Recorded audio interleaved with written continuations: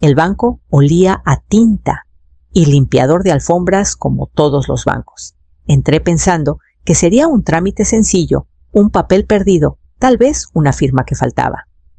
El joven detrás del mostrador se puso de pie. Apenas me vio. Su gafete decía Aarón. No tendría más de 30 años y sus manos jugueteaban con una pluma que claramente no necesitaba. Señora Ramírez, dijo en voz baja, casi susurrando, gracias por venir. Creo que será mejor que se siente. Su tono me hizo detenerme. Me senté. Él dudó un momento y luego deslizó una carpeta delgada sobre el escritorio. Su hijo vino la semana pasada. Intentó cerrar su cuenta. No dije nada. Las palabras parecían no encajar en ese lugar, no entre el zumbido suave de las impresoras y el clic constante de los teclados. Aarón continuó con el rostro pálido. Presentó un documento de poder notarial. Mencionaba a su difunto esposo como cofirmante. Encontramos irregularidades. Abrí la carpeta. Ahí estaba mi nombre, impreso en letras negras, seguido de una firma temblorosa imitada. El nombre de mi esposo, Javier Ramírez, escrito en una letra que no era la suya. Y al final, una nota médica redactada con cuidado que decía que yo padecía un deterioro cognitivo temprano. El sello del notario estaba borroso, la tinta pesada, como si alguien lo hubiera presionado con impaciencia.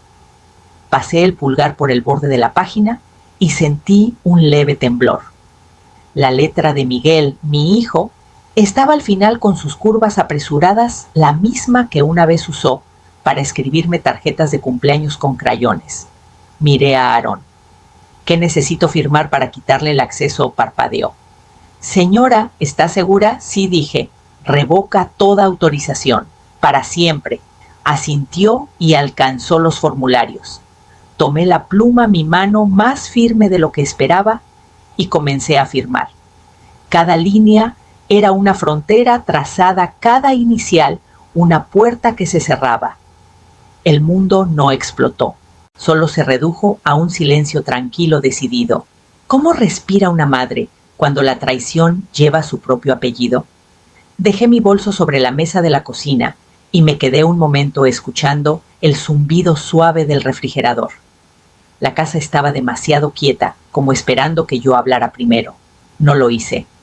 En cambio, caminé al estudio, me arrodillé frente a la caja fuerte que Javier construyó hace 40 años y giré el dial con el mismo movimiento que había repetido 1000 veces. Las bisagras chirriaron al abrirse.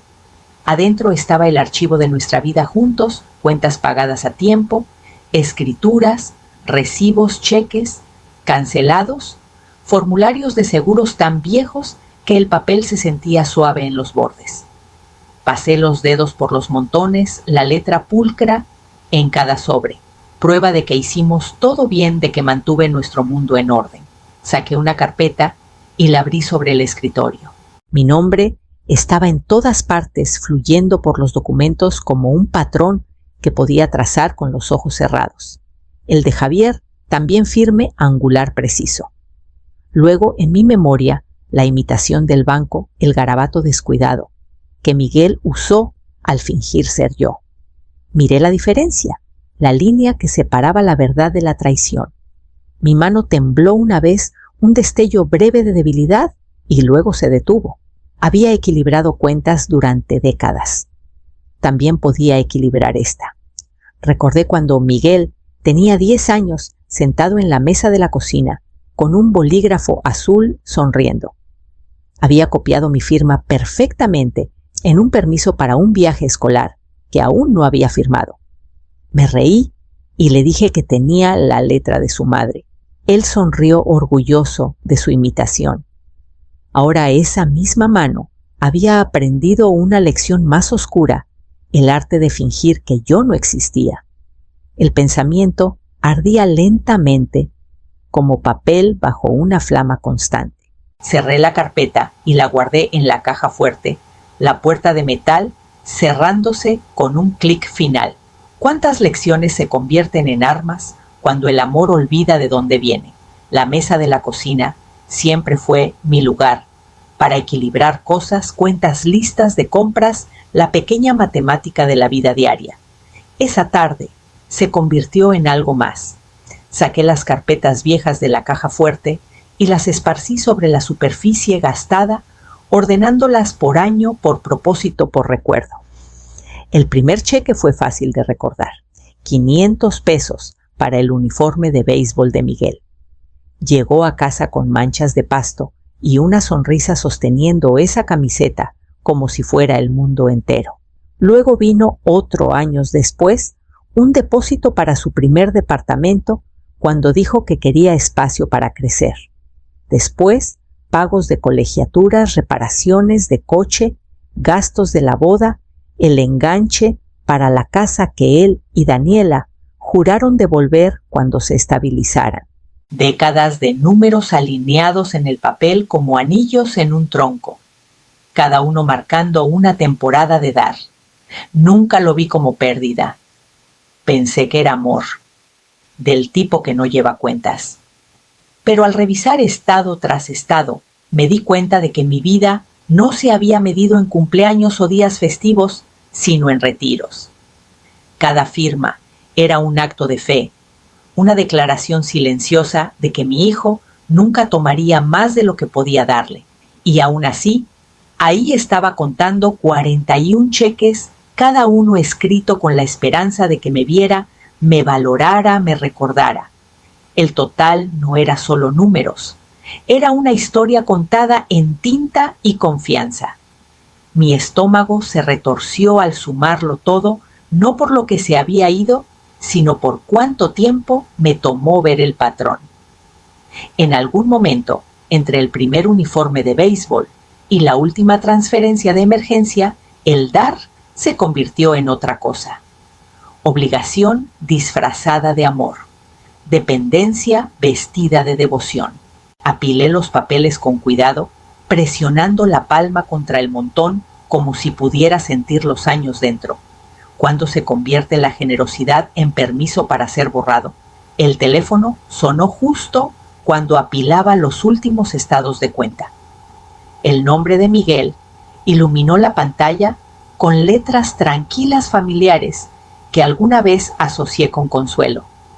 Dudé, luego contesté. Hola, ma, dijo con demasiada naturalidad, con ese encanto fácil que usaba cuando quería algo. Escucha si el banco llama, no te preocupes. Es solo papeleo, cosas de rutina. Rutina. La palabra pesó en mi pecho. Siguió hablando con voz brillante, confiada, ensayada. Algo sobre procesos legales, sobre simplificar las cosas para cuando quieras tomártelo con calma. Escuché como quien escucha una canción, oída demasiadas veces consciente de la melodía insensible al significado. Deslizó frases como solo estoy cuidándote y lo resolveremos pronto. Lo imaginé sentado en su escritorio, con una mano en el teléfono, la otra revisando papeles que no le pertenecían. Lo dejé hablar hasta que las palabras se volvieron borrosas, hasta que su voz se convirtió en puro ruido. Cuando por fin se detuvo, dije solo, claro, y colgué. El silencio después fue más profundo que la quietud, era claridad. Me senté en la mesa, rodeada de años de pruebas, cada documento susurrando la misma verdad. Él había estado ensayando esta rutina por mucho tiempo. Tomé el teléfono otra vez y pasé su nombre. Pasé a los vecinos hasta que encontré el número que no había marcado desde el funeral de Javier. Carmen Solís, dijo la voz al otro lado tras 2 timbres. Carmen, respondí, sorprendida por lo firme que sonaba mi voz. Necesito cambiar mi testamento. No hubo temblor en mi tono ni duda. Solo una decisión limpia, simple, como equilibrar un libro de cuentas que había estado desbalanceado por años. Cuando colgué, cerré la carpeta en la mesa. Por primera vez en meses, sentí que algo se había resuelto. ¿Qué clase de amor llama rutina al robo? La oficina de Carmen era de esas donde nada parece fuera de lugar. El olor a tinta y papel llenaba el aire estable profesional reconfortante en su estructura. Ella escuchó mientras hablaba el suave clic de su pluma, el único sonido entre mis frases. Le conté todo. Los documentos falsificados, la llamada, la palabra rutina dicha, como si fuera piedad en lugar de traición. Mi voz no tembló. No pedía compasión ni indignación. Solo quería corregir las cosas. Cuando terminé, Carmen se recostó en su silla, estudiándome con esa inteligencia tranquila que siempre tuvo. ¿Quieres presentar cargos?, preguntó. Aún no dije. Algunas lecciones terminan en silencio. Asintió y deslizó un montón de formularios sobre el escritorio. Juntas revisamos línea por línea. Eliminé el nombre de Miguel del testamento cada trazo de mi pluma, cortando años de perdón que ni siquiera sabía que había estado dando. En su lugar, añadí un fideicomiso para Sofía, mi nieta, la única que aún venía, sin esperar nada, sin pretensiones. Para Sofía Ramírez escribí, porque me visita sin querer nada. Carmen levantó la vista brevemente. ¿Estás segura? Nunca he estado más segura, dije. La pluma se sentía más pesada de lo usual, o tal vez era solo el peso de la elección. Firmé al final mi letra tan deliberada como una puerta que se cierra. El sonido del papel deslizándose por el escritorio pulido fue casi lo bastante final como para resonar. Carmen recogió las páginas, alineándolas perfectamente antes de apartarlas para su certificación. Has dado el primer paso, dijo. Sonreí levemente. No, solo dejé de caminar hacia atrás. Cuando salí de su oficina, el aire de la tarde se sentía más fresco, más limpio. Me detuve en la acera un momento, respirando la diferencia entre control y libertad. Esa firma tantas veces usada para dar por fin había recuperado algo. Cuando el perdón se vuelve hábito, ¿le toca alguna vez al justicia? Esa noche me senté en la misma mesa de la cocina, donde una vez escribí tarjetas de cumpleaños y listas de compras. La carpeta de la oficina de Carmen descansaba a mi lado, sus bordes aún cálidos por mis manos. El silencio de la casa era diferente ahora, menos hueco, más decidido. Saqué mi viejo cuaderno del cajón, el que Javier solía molestarme por usar para mantener todo en orden. Sus páginas estaban amarillentas pero limpias, cada línea lista para contener algo final. Dibujé 2 columnas en la primera página en blanco y escribí en la parte superior lo que di y lo que él tomó. La pluma se movió lentamente al principio, luego más rápido. Colegiatura, gastos de boda, enganche para la casa, préstamo de emergencia, segunda oportunidad tras la primera mentira, tercera oportunidad tras la segunda. Cada palabra era una confesión y una liberación a la vez. La lista se alargó más de lo que esperaba. Años de generosidad escritos en líneas pulcras y medidas. Cuando terminé, sumé los totales en el margen C4 186,000. Miré el número por mucho tiempo, no con enojo, sino con una claridad extraña. Luego debajo escribí una sola palabra: basta. No parecía dramático, solo pequeño y final. Una declaración hecha con pluma, no a gritos. Cerré el cuaderno y caminé a la caja fuerte. El dial giró bajo mis dedos el mismo ritmo que había usado por décadas para guardar lo que importaba. Adentro coloqué el cuaderno sobre las escrituras y los archivos de seguros y cerré la puerta con mano firme. Mañana volvería al banco. Mañana les pediría que borraran a Miguel Ramírez de cada autorización, cada archivo, cada rastro de mis cuentas. Por primera vez en años, sentí que los números comenzaban a cuadrar de nuevo. ¿Cuántos finales comienzan con una palabra escrita con pluma? El banco lucía igual que una semana antes, mostradores pulidos, música suave, el zumbido leve de la fotocopiadora. Pero algo en el aire había cambiado, o tal vez era yo. Aarón, el joven empleado, me vio en cuanto crucé la puerta. Su expresión osciló entre cautela y alivio. «Señora Ramírez», dijo enderezándose un poco más esta vez. «Hemos preparado el papeleo que solicitó. Había un dejo de respeto en su tono, ahora del tipo que reservan para alguien que ha sido subestimado una vez y no permitirá que ocurra de nuevo. Me llevó al mismo asiento junto a la ventana. La carpeta en el escritorio era más gruesa que antes, formularios para revocar el acceso de Miguel, notarizar nuevas autorizaciones y proteger mi cuenta contra fraudes. Esto hará su perfil privado, explicó Aarón. Solo usted podrá hacer cambios de ahora en adelante. Ninguna solicitud de terceros, ni siquiera de familia. Bien dije. Tomé la pluma. Mi mano era firme, deliberada la tinta, moviéndose por las páginas como un cierre visible. Firma tras firma, recuperé lo que nunca debió ser prestado. Cuando llegué a la última línea, me detuve, levanté la vista y encontré sus ojos inciertos. «No soy yo la confundida», dije en voz baja. Asintió una vez un gesto que significaba que entendía más de lo que las políticas le permitían decir. Cuando terminé, me entregó una carpeta con el sello «Confirmación de restauración de cuenta». Las palabras parecían burocráticas, pero podía sentir su peso, un nombre preservado, una identidad intacta. Afuera, la luz del sol golpeó más fuerte de lo que esperaba, brillante y dorada contra el calor seco.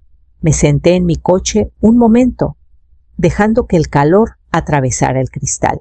En el silencio, casi podía escuchar la voz de Javier, la que solía guiarme entre el enredo de recibos y libros de cuentas. «Nunca dejes que otro equilibre tus libros. Elena». Esta vez escuché. Cómo luce la libertad cuando viene impresa en papel membretado del banco. No llamó antes. Solo llegó. 2 días después de mi visita al banco, miré por la ventana de la cocina y vi su coche en la entrada, demasiado nuevo, demasiado brillante para alguien que aún decía estar pasando apuros. No me moví. Segundos después, el golpe llegó seco, practicado, del tipo que pretende sonar casual. Abrí la puerta. Miguel estaba ahí con una sonrisa que debió ensayar en el retrovisor. Ma dijo con ligereza: «Tenemos que hablar».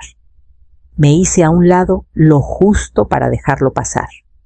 No me dio las gracias. Me enteré por el banco. Comenzó paseándose por la sala como si el aire le perteneciera. «No tenías que hacer un drama de esto. Estaba protegiendo tus bienes. Pensé que lo apreciarías». Mi voz se mantuvo calma. «Falsificaste mi firma». Dio un pequeño encogimiento de hombros despectivo. «De todos modos, no usabas la mitad». Esa frase golpeó más fuerte que cualquier grito.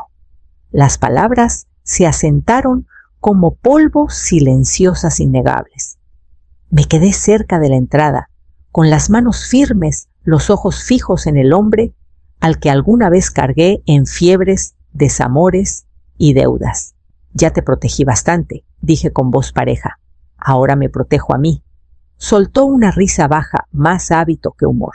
«No puedes simplemente borrarme. Soy tu hijo». Caminé a la puerta, tomé la perilla y la abrí. «Mírame». Por un segundo, su máscara se deslizó, confusión, orgullo, tal vez miedo. Pero luego se recompuso, murmuró algo sobre familia y arrepentimiento y salió. La puerta se cerró tras él con una finalidad que sentí ganada. Por la ventana lo vi alejarse, una mano en el volante, la otra gesticulando al vacío.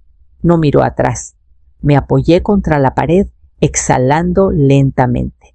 La casa se sentía más ligera, más vacía, pero no solitaria. Cuando el amor se vuelve exigencia, ¿quién le debe una disculpa? A quien Sofía llegó justo después del atardecer, su pequeño coche estacionándose en la entrada sin encender los faros. Por la forma en que se quedó un momento antes de bajar, supe que ya sabía que algo andaba mal. Cuando entró, traía una bolsa de papel con mandado pan, manzanas, té. Su expresión tranquila me recordó a su abuelo. «Escuché que papá está molesto», dijo con cuidado, mientras desempacaba la bolsa. «Le dijo a la gente que estás confundida». Puse agua en la tetera y dejé que el vapor llenara el silencio. «El confundido es él», dije. Mi voz no se alzó. No necesitaba hacerlo. Nos sentamos en la mesa, 2 tazas entre nosotras, el aroma de manzanilla calmando el aire. Le conté todo, cómo Miguel falsificó mi firma, cómo intentó cerrar mi cuenta, como lo llamó rutina. Hablé despacio, no para suavizar la historia, sino para dejar que la verdad cayera donde debía. Sofía no interrumpió ni una vez. Cuando terminé, no parecía sorprendida, solo triste, de esa manera callada y sabia de quien confirma algo que siempre sospechó. Extendió la mano sobre la mesa y tomó la mía. Entonces estoy orgullosa de ti, dijo simplemente. Por un momento no pude hablar. El orgullo no era algo que esperaba de nadie en esta familia desde hacía mucho.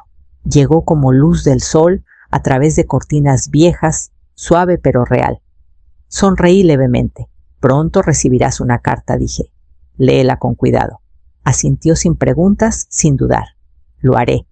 Nos quedamos ahí un poco más tomando té, que ya se había entibiado, hablando de cosas sin importancia, su trabajo, sus clases, el gato del vecino, que seguía robando ropa de su balcón, cosas comunes envueltas en la calma extraordinaria de entendernos mutuamente. Cuando se fue la casa, no se sintió vacía, se sintió en paz, como si una pequeña parte de lo que estaba roto hubiera encontrado su equilibrio de nuevo.